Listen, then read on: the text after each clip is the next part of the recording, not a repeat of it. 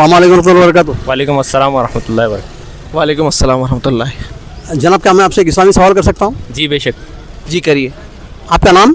मोहम्मद अनस। मेरा मोहम्मद रैयान। माशाल्लाह। मोहम्मद शौकीन, अरशीद खान, मेवात, हरियाणा मेवात। मोहम्मद महबूब। शेख अजीम, किशनबाग फिर थे, दोनों दोस्त थे। माशाल्लाह।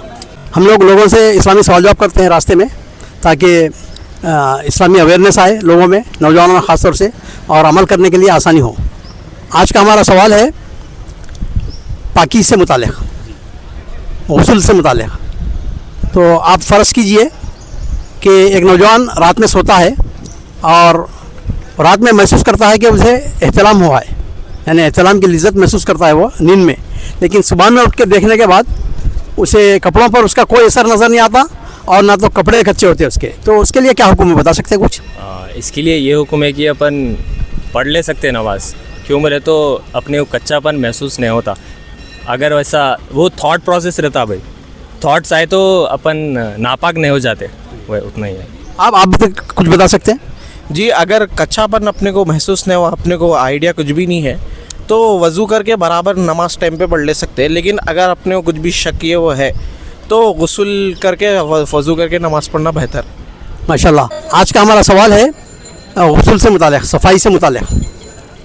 आप तख़य्युल कीजिए, आप फ़र्ज़ कीजिए कि एक नौजवान सोता है रात में और उसको रात में जो है महसूस ये होता है कि मुझे उसके एहतलाम हो गया, एहतलाम की लज्जत महसूस करता है वो, और सुबह में जब उठता है तो उसके कपड़ों पर कोई कच्चापन भी नहीं होता और कोई उसके आसार धब्बे वगैरह नज़र नहीं आते। तो क्या वो वज़ू करके नमाज़ पढ़ना ज़रूरी है उसके लिए, या गुस्ल करना ज़रूरी है?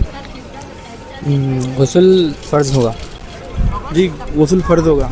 क्यों, कोई दलील है आपके पास?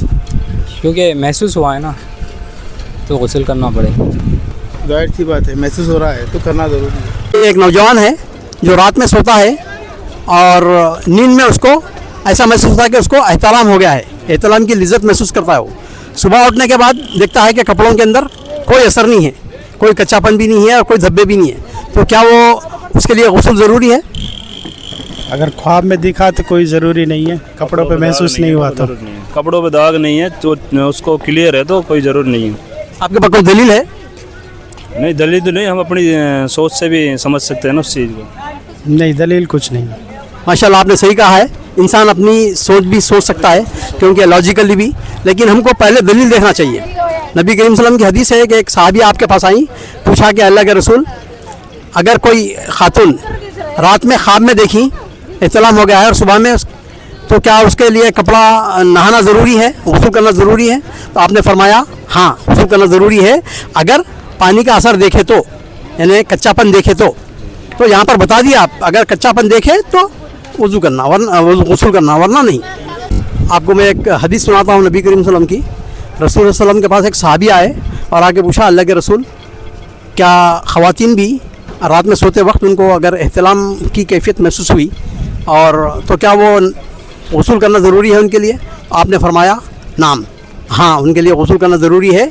इदा राअतुल मा, अगर पानी का असर देखे तो असर देखने के बाद गुस्ल करने का हुक्म है। अगर नहीं देखे अगर तो, क्योंकि बाद वक्त इंसान को ख्वाब भी पड़ सकता है, दूसरी चीज़ें भी है, जब तक कि उसके आसार कच्चापन महसूस नहीं हुआ नहाना नहीं है। और दूसरा सवाल ये है कि अगर कोई आदमी को कच्चापन महसूस रात में को तो महसूस नहीं हुआ, उसको इत्तलाम का कुछ भी जहन में नहीं है, लेकिन कपड़ों पे कच्चापन महसूस होगा, तो क्या वो गुस्ल करेगा? ज़रूरी है? हाँ, ज़रूरी है कच्चा। हाँ, ज़रूरी है, ज़रूरी है, क्योंकि उसको कपड़े के अंदर गंदगी महसूस हो गई, कच्चापन महसूस हो गया, तो इसके लिए ज़रूरी है। माशाल्लाह, जज़ाकल्लाह खैर, शुक्रिया आपने। दूसरा मसला ये है कि अगर कोई आदमी नींद में लज्जत महसूस नहीं किया, उसे महसूस भी नहीं हुआ, सुबह में उठ के देखने के बाद कपड़े उसके कच्चे हैं, तो उसके लिए नमाज़ पढ़ना क्या है उसके लिए? फ़र्ज़ हो जाता है, गुस्ल लेना ज़रूरी। हाँ, क्योंकि अपने पास एविडेंस है, यानी सबूत है कपड़ों का कच्चापन। तो माशाल्लाह, बहुत सारे लोगों ने हमें कमेंट्स में बताया है कि भाई तुम ऐसे बातें लोगों से पूछ रहे हो जो अंदर की बातें हैं, बाहर लोग हमारा मजाक उड़ाएंगे। तो मैं उनसे कहता हूँ कि ये दीन में कोई मजाक नहीं है।